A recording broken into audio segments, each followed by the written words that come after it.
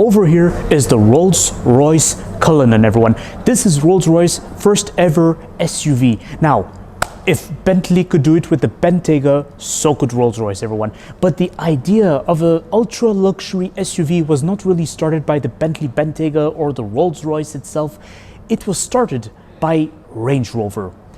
Along with Range Rover, the German competitors caught up in the 2000s with the Mercedes GL, and now known as the GLS. Now, if we look at the side view of this Rolls Royce Cullinan, the Rolls Royce has maintained its identity, but this has to be the first time we see what looks like an estate version of the Rolls Royce. And it's interesting I said this because I mentioned the same thing about the Bentley Bentayga. Whereas when we look at the Rolls Royce Cullinan, the exterior, the first thing that came to my mind was something like a London cab taxi, but that depends on the color. With the silver, it looks glamorous, it looks very interesting, but if it was in a dark tone color, it would certainly look like a London cab taxi. But don't worry everyone, the front will remind everyone that this is not a London cab taxi, it's a Rolls Royce indeed. If we look carefully at the front design of the Rolls Royce Cullinan, it has a lot in common with the Rolls Royce Ghost in particular. I wouldn't say the Phantom, because the Rolls Royce Phantom has a more square-ish grille, I'd say, and a more square-ish headlight. Now, if you look very carefully at the bonnet of the Rolls Royce Cullinan, it has a bit of a matte effect to it. Now, I don't really know if this is called matte effect, but there's a different tone it's got to it. So the bodywork is silver, but if you look carefully at this tone on the bonnet, it has a rather gold, or shall I say champagne touch to it. It is silver from a distance, but if you look carefully at it, it's got this champagne gold effect to it. And it's very interesting. So if you had chosen this Rolls-Royce Cullinan in a different color, this bonnet would be more conspicuous, guys, but it's of selective taste. I personally love it, guys. Real exhausts, real grills at the front, nothing fake, guys, no fake air intakes, no fake vents. Now it makes me wonder what the interior is like. Let's check it out. Now, compared to competitors like the Bentley Bentayga, the Range Rover, and the Mercedes GLS, or should I say Maybach GLS, Rolls-Royce has got suicide doors. So suicide door is when the door opens in this manner, everyone. So it opens like this instead of a conventional door. Now it is time to check out the interior of the Rolls-Royce Cullinan, everyone. Okay, so interior of the Rolls-Royce Cullinan. First thing I have to remark is that you don't get door handles on the Rolls-Royce Cullinan, but it's right above on the windowsill. There's something you get which you have to pull the door closed, and the door is super light, mind you, guys. It's really good. Now, seating adjustment is really good. It's on the side, guys, so it's like in conventional cars. It's interesting. And then also steering adjustment, electric steering adjustment, it's average. The speed is good. Now, I have to point out, I like the way they've styled those controls right here. So this is your transmission, guys, but I just like this metallic looking tube.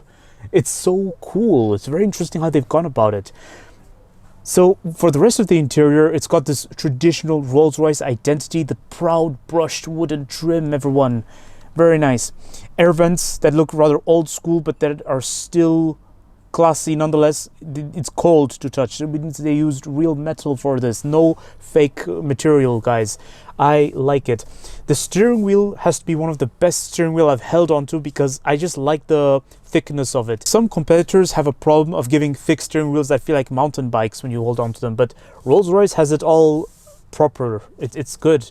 And the design of the steering wheel is a 3-spoke. It's traditional of Rolls-Royce models I've seen before.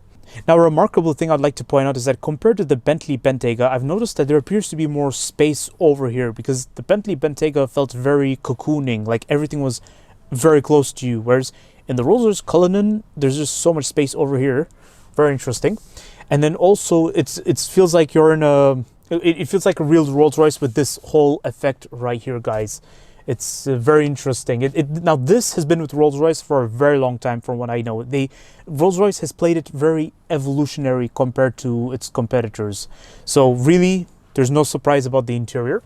I like the way they've designed the lighting controls on the side over here, guys. Very classy and interesting as well. And for some reason, the start-stop button is on this side, guys. Now, judging by the buttons over here, Rolls-Royce has the suspension adjustment, guys. Now, this whole area over here is dedicated to your climate controls. Heated and ventilated seats, heated steering wheel, and also, just look at this, the controls right here for your climate. Then, over here, You get 2 cup holders. To the glove box. The glove box is right there, but it's not very easy for me to reach from the driver's seat, but it's fine. It's good. Now, unlike the Range Rover, you do not get additional storage space over here. Now, I don't really know if this was ever even used as storage space. If it isn't used as storage space, fine. You don't really get this for practicality purpose. Now, before we check out the rear seats, we all get an umbrella, guys. So if ever the day is rainy, you get a full-sized umbrella hiding inside the door. To be honest, I was thinking it was going to be a small umbrella. It's time to check out the rear seats of the Rolls Royce Cullinan, everyone. The rear seats of the Rolls Royce Cullinan are very interesting, guys. Ooh. So since you can't really always reach the door by yourself, you can always close it from inside, guys. Now I'm just trying to figure out how is it done from inside. Oh, look. There. Little button right here to have the door closed for you.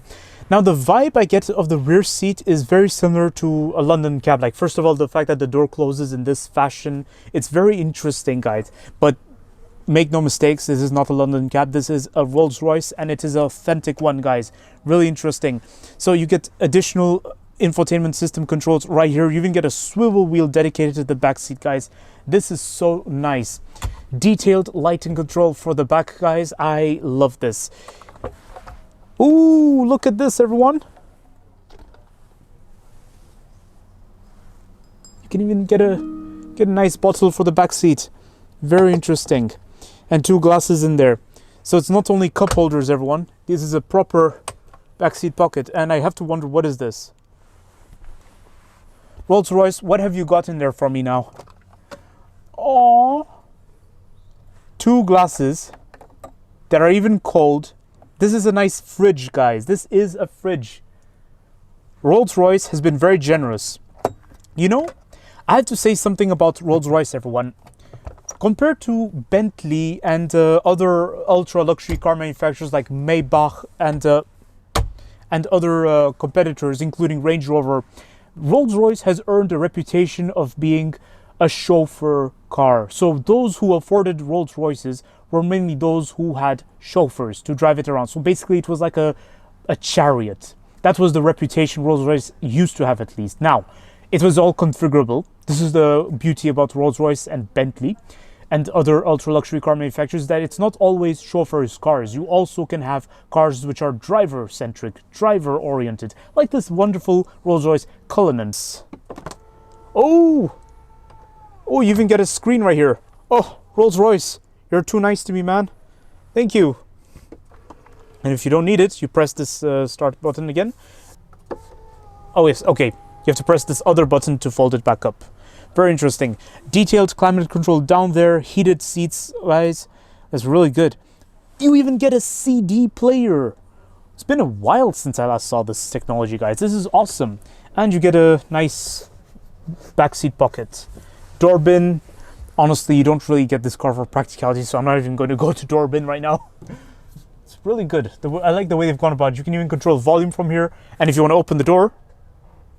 Oh. Rolls Royce, open door for me. Nope. Rolls Royce expects you to do it yourself. So, yeah, okay. So to open the door, I have to do it by myself. But to close it, Rolls Royce does it for me. Now, just like the Range Rover, for this Rolls Royce Cullinan, you get 2 rear doors, split rear doors. So one that opens upwards and the second one that opens downwards. You get additional space underneath, guys. Now, there's something really interesting I just noticed. For some reason, between the boot space and the passenger area, there's a window. There's a window. I wonder, is this supposed to be for sound insulation? Or is it just to keep you insulated from the back? When it comes to the boot space of the Rolls Royce Cullinan, Rolls Royce has put a lot of emphasis into the styling. I'm impressed with the material they've employed. But when it comes to technology, there just doesn't seem to be much going on. Like, for instance, there's no button for suspension adjustment like you get in the Range Rover. Because I seem to recall in the interior at the driver's seat, you get the suspension adjustment button. But you don't get any easy access over here. Although, the access to the boot space is very low, guys. And now, if you want to close both doors, you just have to press this one alone. Now, beware. It's very high up, guys, so you just have to stretch a little bit to reach it.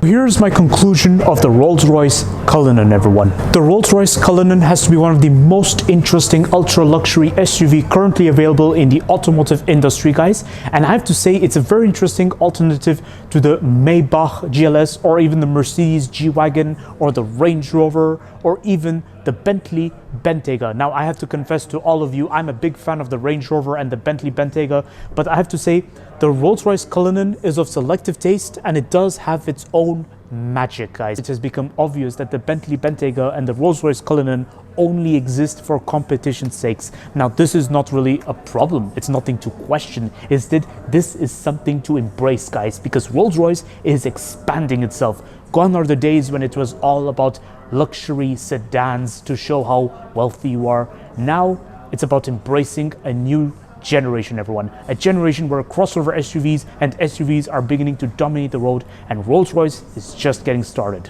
Would you like my humble opinion of this Rolls-Royce Cullinan?